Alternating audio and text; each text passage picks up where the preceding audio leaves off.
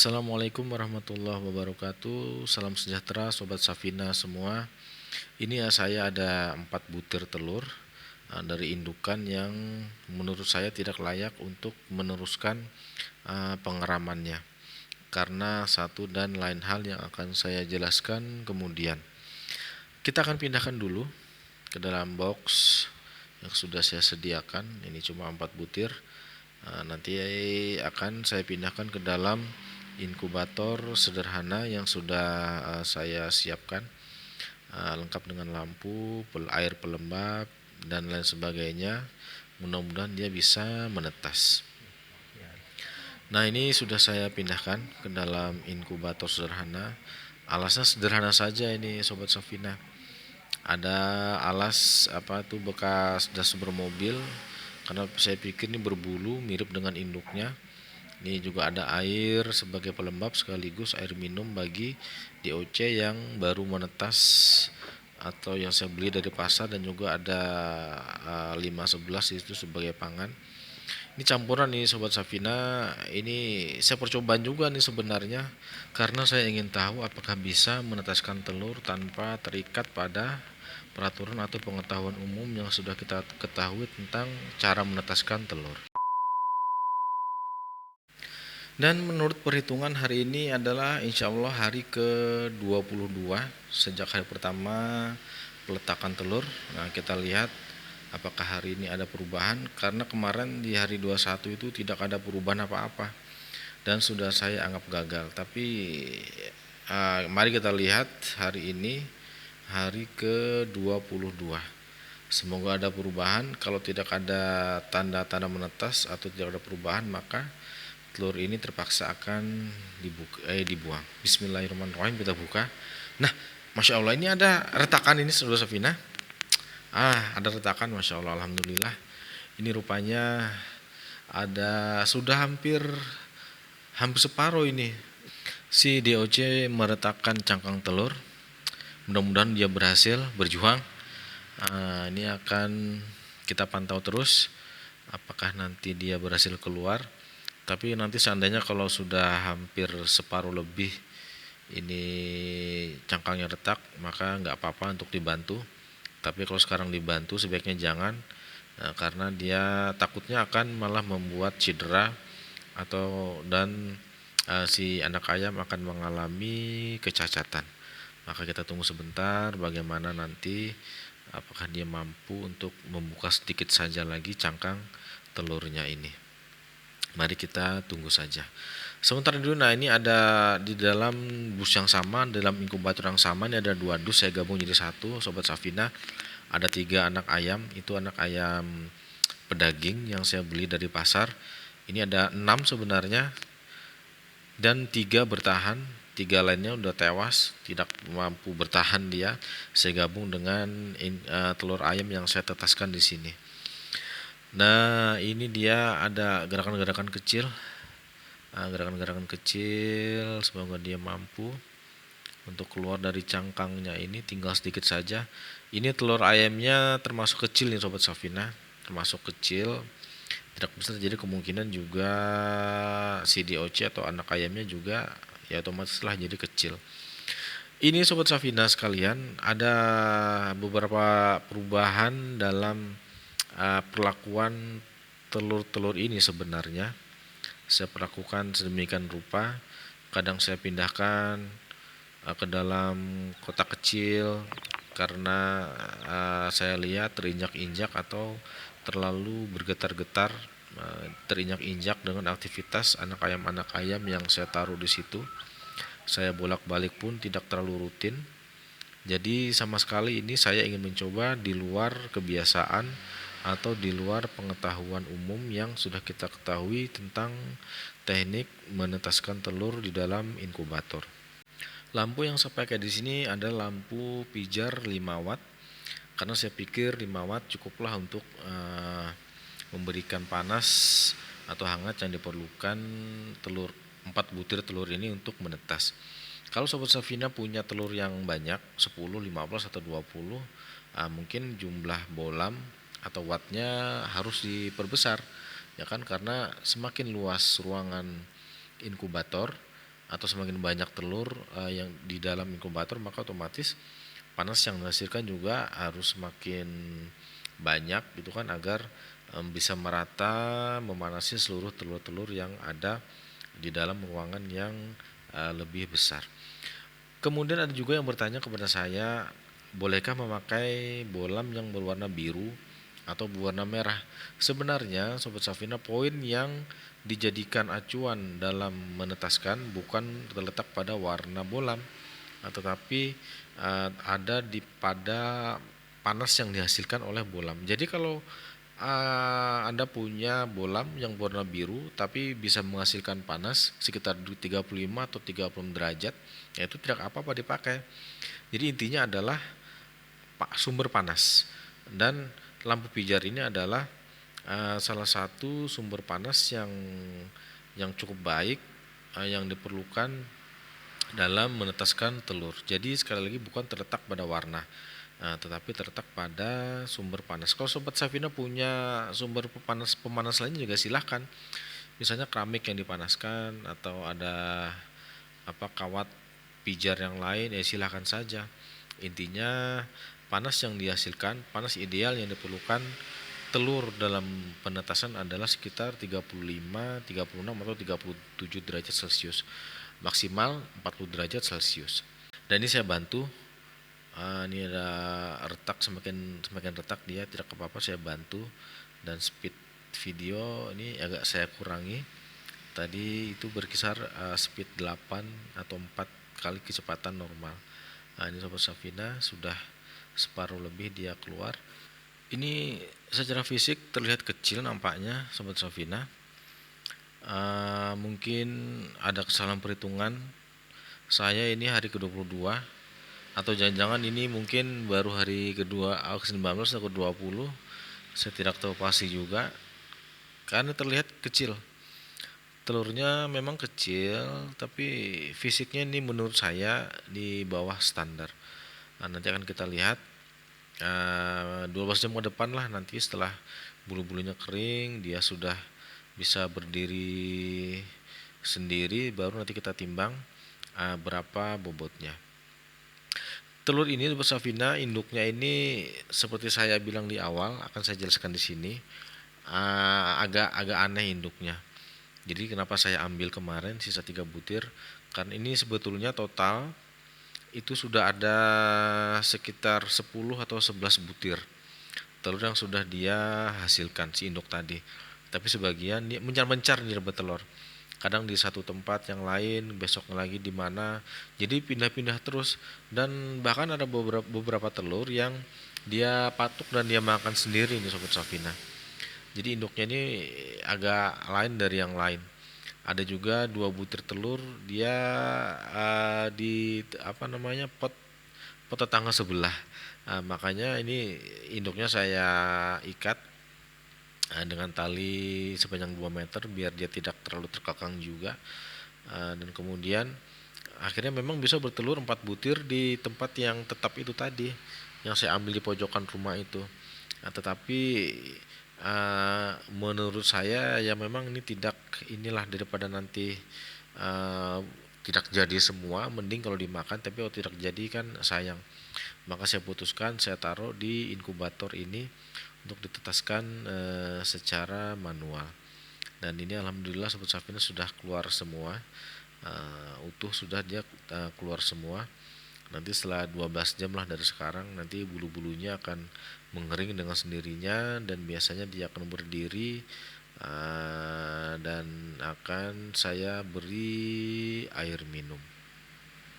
Jadi Sobat Safina, ini dia saya gabung dengan anak ayam yang lain. Dengan anak ayam yang lain nanti saya lihat juga ini bagaimana perkembangannya. Kalau dia terganggu dengan anak ayam lain yang notabene sudah agak besar, apakah dia ini terzolimi atau dia akan terinjak-injak, saya akan lihat juga, saya pantau. Kalau perlu nanti akan dipindahkan ke dalam box yang lebih kecil lagi supaya dia lebih aman. Dan ini saya sangat berharap sebenarnya 3 butir telur yang lain akan segera menetas, menyusul dengan yang satu ini. Jadi lengkap 4 butir itu menetas semuanya. Saya berharap sekali 2 hari dari sekarang. Apabila tidak ya sudah, berarti ada kemungkinan dia gagal, tidak berhasil. Ini ada 3 ayam ras, ini ayam pedaging.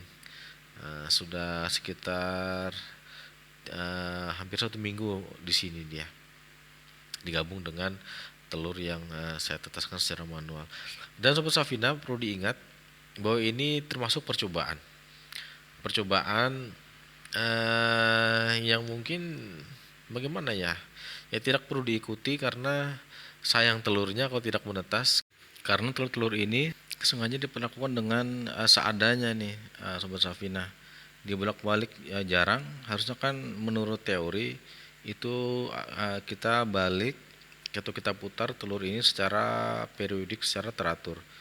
Atas bawahnya yang sudut lancip, sudut tumpul daripada telur ini harus kita balik agar panasnya itu merata. Tapi ini tidak saya lakukan, sengaja tidak saya lakukan. Saya biarkan begitu saja. Saya bukan membolak-balik tapi cuma menggeser-geser saja. Karena saya perhatikan induk ayam itu kan dia menggeser telurnya.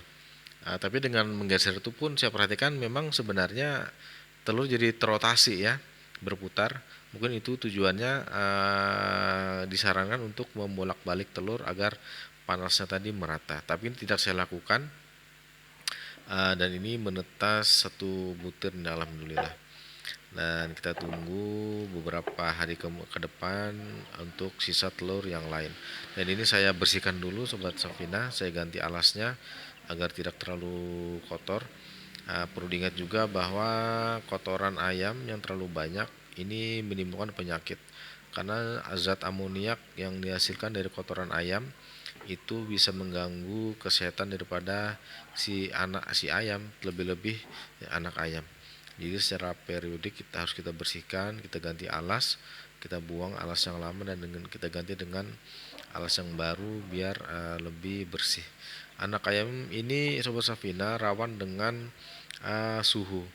Jadi salah satu penyebab kematian anak ayam adalah karena dia kedinginan.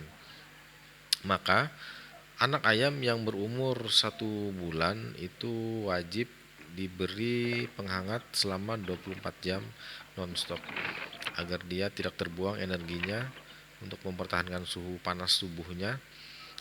Ini dibantu dengan lampu pijar. Dia rentan terhadap suhu. Jadi daripada mati atau sakit, lebih baik kita beri penerang penghangat seperti ini. Dan ini juga saya pindahkan akhirnya dalam box khusus karena kita lihat tadi bersama bahwa dia pasti terinjak-injak ya kan, karena dia paling kecil sendiri, tidak ada induknya. Mungkin dia mengira 3 ekor ayam broiler pedaging ini adalah induknya, dia mengikuti secara nalurinya, tapi tidak diakui, ya tidak ada feeling ya, 3 anak ayam ini bahwa itu anaknya, jadi terinjak-injak dia. Makanya saya putuskan untuk saya pindahkan ke dalam box khusus agar dia lebih aman. Ini saya masih tunggu agar dia bisa lebih besar sedikit, kuat sedikit. Mungkin nanti akan dikeluarkan dari box dan digabungkan dengan 3 anak ayam ini agar dia bisa berinteraksi. Karena Sobat Safina, anak ayam ini secara naluriah dia akan mencari induknya. Tapi kalau dia ada ayam yang lain, dia merasa ada kawan. Dia berhenti berciap-ciap, pengalaman saya begitu. Tapi kalau dia sendirian, dia otomatis mencari kesana kemari, berisik. Tapi kalau kita kasih teman di dalam box yang sama, maka dia menganggap ayam yang lain ini adalah sebagai induknya atau minimal kawannya lah. Dia tidak merasa sendirian. Kasihan terlahir ke dunia sebatang kara. Ya demikian Ibu Safina. Ini saya terus melakukan pembersihan kandang. Ini ada 2 box bekas minum air mineral yang porsi gelas, saya gabungkan jadi 1, jadi agak luas dia. biar agak leluasa dia bergeraknya, dan juga berperan dalam sirkulasi udara.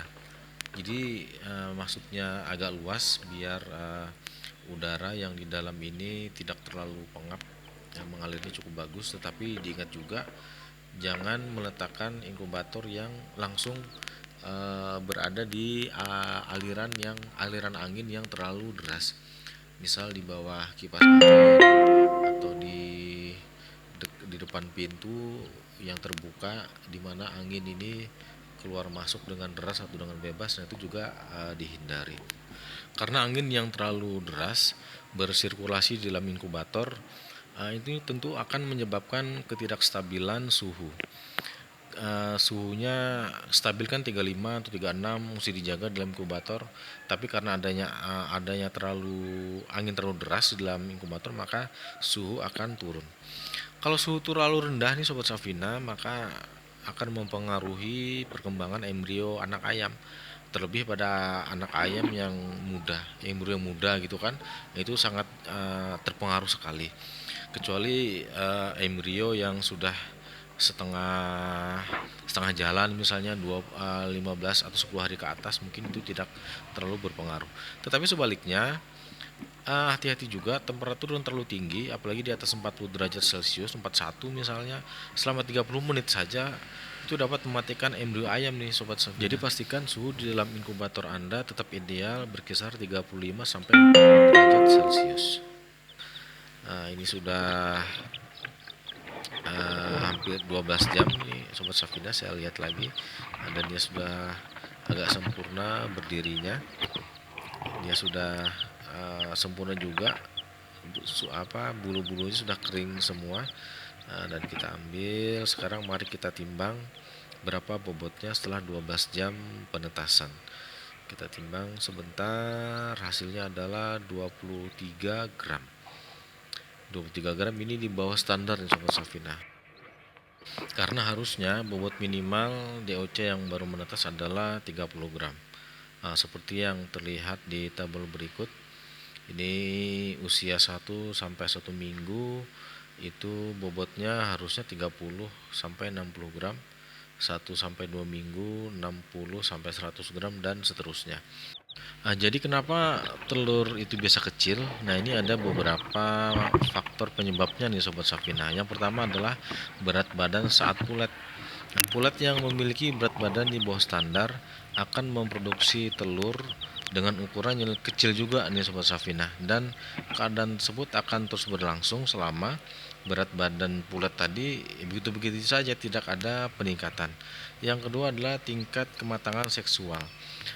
Secara umum ayam ini mengalami kematangan seksual dini atau belum cukup umur, maka telur yang akan dia hasilkan akan kecil. Demikian juga sebaliknya, bila kematangan seksual itu terlambat atau terlalu tua gitu ya, maka ayam akan menghasilkan telur dengan ukuran yang agak besar atau abnormal. Kemudian selanjutnya adalah tingkat gizi nih Sobat Safina. Gizi atau tingkat nutrisi pakan yang kita berikan kepada ayam. Maka telur ini sangat dipengaruhi sekali dengan pakan yang kita berikan. Apakah mengandung protein yang cukup, asam amino, ya kan, energinya berapa, lemak total berapa, atau lemak esensial seperti asam linolet dan sebagainya. Maka perhatikan pakan yang Anda berikan kepada ayam-ayam Anda. Maka itu tadi 3 secara garis besar yang menentukan besar kecilnya telur, yaitu berat badan saat pulet, kemudian tingkat kematangan seksual, dan kemudian adalah nutrisi ransum. Maka Sobat Safina, berdasarkan percobaan sederhana ini bisa disimpulkan secara garis besarnya bahwa ayam yang saya tetaskan ini tidak maksimal. Bisa jadi karena salah satu faktor dari 3 faktor yang saya sebutkan tadi, atau karena perlakuan daripada telur tadi tidak memenuhi standar. Maka ayam yang menetas itu di bawah bobot yang seharusnya, yaitu minimal 30 gram. tapi bobot ayam yang saya tetaskan tadi hanya berada di angka 23 gram. Demikian Sobat Safina, semoga video ini bisa memberi inspirasi dan semoga bisa memberi manfaat bagi yang punya satu hobi lah ya kan. Bagaimana kita memajukan peternakan bagi ya minimal untuk keluarga kita sendiri, syukur-syukur bisa menghasilkan nilai ekonomi lebih gitu kan. Semoga bermanfaat. Sampai jumpa di video-video lainnya. Assalamualaikum warahmatullahi wabarakatuh.